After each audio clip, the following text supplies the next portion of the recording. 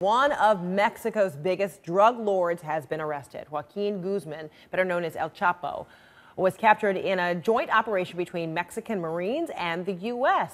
Drug Enforcement Agency. He is the alleged head of the Sinaloa Cartel. El Chapo is wanted in the U.S. on federal drug trafficking charges and last year was named public enemy #1 by the Chicago Crime Commission.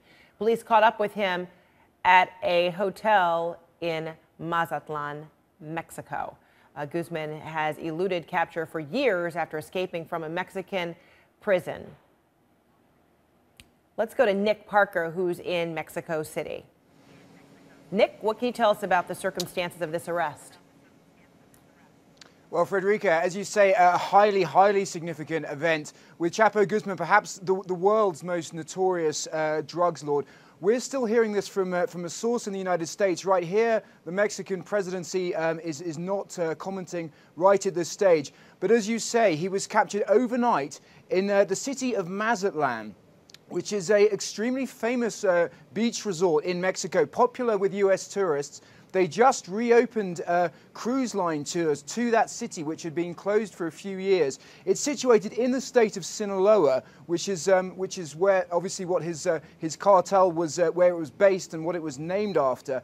And I think perhaps the most interesting thing about the events that surround this capture is that he was captured in a hotel overnight in very ordinary circumstances with a companion. And it sounds like at this stage captured fairly easily. A lot of the background to Chapo Guzman was that many people believed he was hiding away in the mountains and he was surrounded by a small personal army and would never be taken alive. And to have him captured like this really reveals the fact that in some ways, at least during this capture, which it sounds like it was something like 4 or 5 weeks in the works, he was very much hiding in plain sight. Frederica.